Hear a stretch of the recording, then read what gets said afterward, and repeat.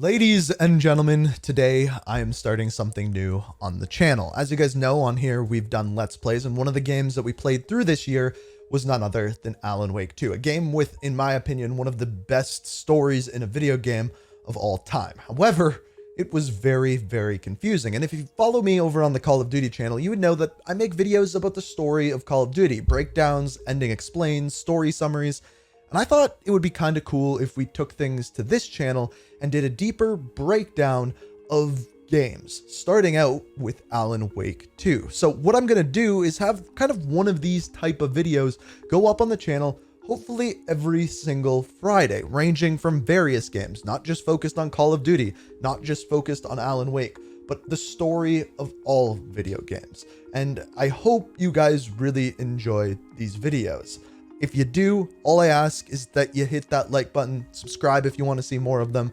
But as far as today goes, we are going to be taking a deep dive into the ending of one of the most confusing games of all time, Alan Wake 2. And this one, to fully understand what happens at the end, if you just finished the game and are coming to this video now, where you actually have to start out is not with Alan Wake 2, but rather Alan Wake 1. What you have to know about Alan Wake is he is a best-selling crime fiction author based out of New York City who is now suffering from 2 years of writer block. His wife, Alice, actually ends up planning a trip for him to a small town known as Bright Falls in Washington. However, before making his way to Bright Falls, Alan has this strange dream about a shadowy figure trying to kill him when someone, seemingly in a diver's suit, intervenes, teaching him how to use light against these kind of shadow people. Now, when they get to Bright Falls, Alan is handed the keys to a cabin that is in the middle of a place known as Cauldron Lake. At this point, it is then found out that the real reason why Alice planned this trip was to get her husband, Alan, to meet with a famous psychologist by the name of Dr. Emil Hartman. I thought maybe you could write here that a change of scenery would get you past... Damn, Alice, everyone Hey, keeps... just hear me out. There's a local doctor, Dr. Hartman. I read a book of his. He has a private clinic here. He specializes in helping artists. Maybe... So now you want to get me committed? No, it's not like that. That's not... Alan? Alan? Just don't! I don't want to hear it. God damn it, Alice! Because of this, Alan is mad at his wife and storms off after a big argument. However, shortly after, Alice ends up crying for help. And when Alan ends up making his way back to the cabin, he sees his wife being dragged into the lake by this mysterious force. He then chases after, tries going in the lake to save his wife. However, he blacks out. When Alan then regains consciousness, he wakes up in a ditch where he seemingly has driven his car off the road. So he then tries to make his way to a gas station, trying to figure out what happened to him, what happened with his wife, but this entire time he is once again being attacked by these shadow figures. All the time, a man in a diving suit is leading him, but also dropping manuscripts to something titled Departure, which, as he looks at these manuscripts, it is written by himself, Alan Wake. What's even weirder is the manuscripts have the events that are currently going on at Cauldron Lake, like his wife being taken by these shadow figures. And as he finds out through this, these shadow figures are known as the Taken. In fact, they are actually the town folk from Bright Falls who have become possessed. However, when Alan makes his way back to the town, he starts to tell the police what happened at the cabin. However, the police are all weirded out because there is no cabin in Cauldron Lake. Alan then finds out the truth about Cauldron Lake. There's an entity known as the Dark Presence who is trapped in the lake, causing these problems. However, one of the townsfolk by the name of Cynthia Weaver tells Alan about a device called the Clicker, which has the ability to destroy the Dark Presence, therefore saving his wife. So he goes into Cauldron Lake, goes to the dark place, goes to fight the Dark Presence, and when he does, he continues writing the story called The Departure. However, the only way for him to save Alice is by going into this dark place, and the only way to write a good conclusion to the story, finishing things off and saving his wife, is to free her, but replacing her with himself, leaving himself trapped within the dark place. Now, some DLC was added to the first Alan Wake, and at this time, there's a poet by the name of Thomas Zane who also got trapped within the dark place in a very similar way. At this time, what Alan realizes is there's actually two of him within the dark place. There is the rational and the irrational version of himself. And throughout this, he is having a battle within his own mind. And through fighting through the dark place, he realizes the only way that he is going to be able to escape is in two ways. Number one, he has to get rid of this delusional state. And number two, he has to start writing again. So he sits down at his typewriter and starts writing a new story. Leaving this place would be hard. Maybe impossible.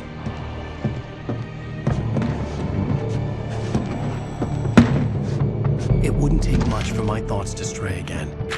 It was too easy to get lost in the dark place.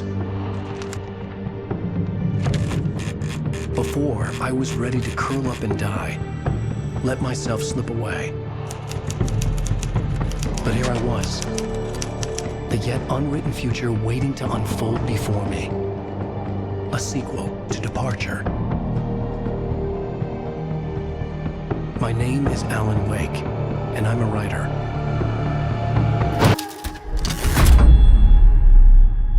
So the things you need to know going into Alan Wake 2 is essentially Alan Wake is stuck in the dark place. And when Alan Wake 2 starts out, you're not playing as Alan. You're playing as a character by the name of Saga Anderson. You're alongside her partner Alex Casey, and you get called to Cauldron Lake and Bright Falls to investigate a series of ritualistic murders. They find the murders were carried out by a group called the Cult of the Tree. And while investigating, Anderson finds once again a mysterious manuscript, seemingly predicting the future. Now, here's where things get mysterious, because Alan Wake went missing during the events of Alan Wake 1 and was never to be seen again. People were wondering where the heck he went because there was never a body found. However, this manuscript is once again written by Alan Wake, just like in the first game, but no one's seen him for 13 years. But once again, the manuscript is predicting the events that are happening in Bright Falls. So this essentially makes sense to no one. So after Saga investigates the murder site, she goes back into town to go to the sheriff's office, but before she does, she goes and talks to some of the townspeople. When she goes inside the diner, she is oddly recognized in Bright Falls, saying that they haven't seen her forever, and she doesn't understand why, because to her, this is the first time she has ever been to Cauldron Lake or Bright Falls for that matter. Saga Anderson, as I live and breathe. I thought we'd never see you back here after that awful, awful thing happened to your baby girl. How are you? I'm sorry. Who are you? I don't know what you're talking about. It's me, silly. Rose. You know me. I don't think I do. And what horrible thing happened to my baby girl? She drowned. So confused, Saga ends up making her way to the sheriff's station, specifically to do an autopsy on the body found in Cauldron Lake. When she gets there, the corpse reanimates and makes its way all the way back to Cauldron Lake. Completely confused and dumbfounded by this, Saga follows the body, goes back to Cauldron Lake, and now it is taken, just like in Alan Wake 1. Saga has to take out the reanimated body, and when she does, washed up on the shore of Cauldron Lake, she finds none other than Alan Wake. First things first. What's your name? My name is Alan Wake. I'm a writer. I've been... Wake? Where did you come from? You've been missing for 13 years.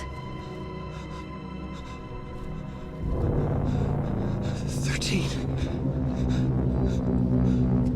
So Saga takes Alan back to Bright Falls to do some explaining because she is very confused at this point. He explains that he wrote inside the dark place a novel called The Return that helped him escape the dark place. However, Scratch, the dark entity within the dark place, edit it into a horror story, keeping all of the people in Bright Falls involved in it. Alan states that Scratch is looking for the clicker, which is essentially the key to either getting rid of Scratch or giving Scratch all of the powers if he holds it. Now, using one of the pages from the manuscript, you find out that one of the Cult of the Tree members actually has the clicker. And another part of the manuscript states that Saga's daughter, Logan, actually died in a past accident by an accidental drowning. She is furious at Alan for writing this into the story, but he states that Scratch did it. It's part of the horror story. So not only do they have to take out the dark place, they have to find a way to rewrite the story so that Saga's daughter doesn't actually die. So Saga actually manages to find the clicker, but before she does and can get it to Alan, he is taken into FBC custody. So Saga is told by Odin and Thor that the clicker enhances the creative ability of a person using it. Hence why if Alan Wake uses it, he can use it to rewrite the story, change things, and save the future and dispose of the dark place via his story writing ability. When she goes to give the clicker to Alan, though, she finds out that the person that escaped at Cauldron Lake is not Alan, but rather Scratch. And when you think about it, it makes a lot of sense, as he told us that Scratch rewrote the story and he did it to be able to escape it. So using some of the FBC's light technology, they are actually managed to temporarily banish Scratch, but at this point, now Saga doesn't know how to get the clicker to Alan, who we now know is still in the dark place. We also find another couple interesting things about what is going on in Bright Falls. First of all, the ritual killings that we saw at the beginning were actually performed on the Taken by the Cult of the Tree emerging from the lake, and they were done to scare people away from going near the lake and therefore turning into Taken. Saga then manages to figure out a way to do a ritual to bring forth the real Alan out of the dark place. And at this point, they realize that Alan and Scratch are actually the same person. Scratch actually possessed Alan. So during this ritual, once again, they are able to use the FBC technology to remove Scratch from Alan. But at that point, Scratch then ends up possessing Casey, Saga's partner, and takes the clicker and banishes now Saga into the dark place. So to be clear, Alan is out of the dark place, Casey is possessed, and Saga is now in the dark place. So now that Alan is out, let's have a look at what he was doing inside the dark place the entire time. He began to navigate a strange, dark version of New York following the story of Alex Casey, Saga's partner working on the investigation within Bright Falls. And honestly, the story that follows Alex Casey within the dark place doesn't really change the game too much, but essentially it's a way of Alan getting in contact with Saga and also finding out what happened with his wife. We're going to get to that one at the end of the video. So we're going to go through this next part really quickly, but I'm going to make it really simple by taking out a bunch of unnecessary things that happen. So first of all, now that Scratch has the clicker, the only way that Alan can fix things is by rewriting the return, therefore being able to save Saga's daughter and banish Scratch once again. So he goes back to the typewriter room and starts working on that. All the while, Saga is in the dark place. She does a bunch of things and she ends up finding a way to get out, also finds the clicker and something called a bullet of light. Now, when she escapes, she gives the clicker to Alan. Alan is able to then go and banish the dark presence or Scratch out of Casey. However, it goes right back into Alan. Saga has something called the bullet of light and shoots Alan in the middle of the head, therefore killing Scratch and eliminating the dark presence. So there are two different endings that you may not know about. The first one, what happens is Saga tries calling Logan. She tries dialing it, and before Logan can pick up, the game cuts to black. Anderson.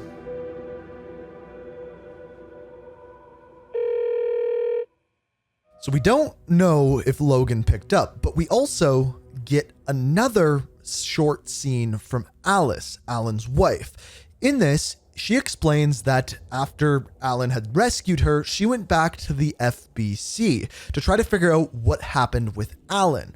Upon returning home, she remembered all of the events from the dark place, even remembering that Alan saved her, rescued her. And it's insinuated through this little cutscene that Alice actually went back in to the dark place to save Alan.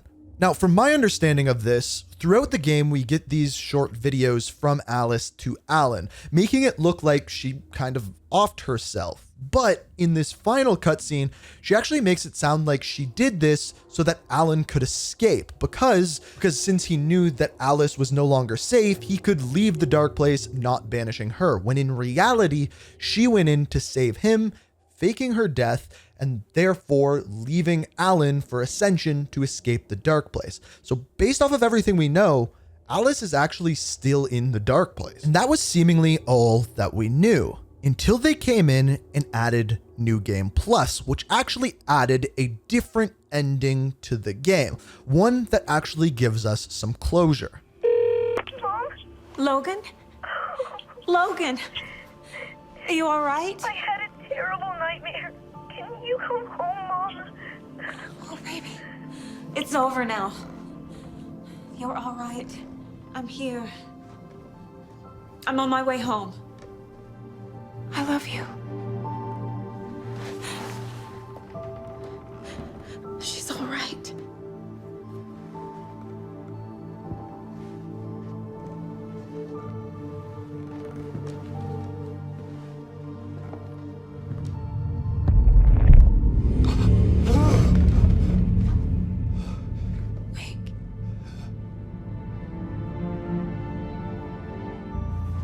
The ending worked.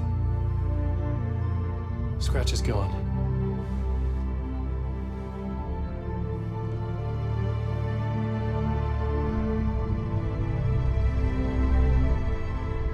At last. Thank you, my love. So they saved the day, rewrote the story, but seemingly, yes, Alice is still in the dark place. But what Alan says next is that he is the master of two worlds. No, wait, the master of many worlds, confirming that all of the universes, including Control and all of the other games, are all in one. And I would assume that moving forward, the next thing we'll see, if there's an Alan Wake 3, is him going to rescue his wife. So that is the ending of Alan Wake 2 Explained. If you enjoyed it, I would love it if you could hit that like button. And if you want to see more video game story videos like this, be sure to subscribe, turn notifications on. I really hope you guys enjoyed. And until next time, peace out.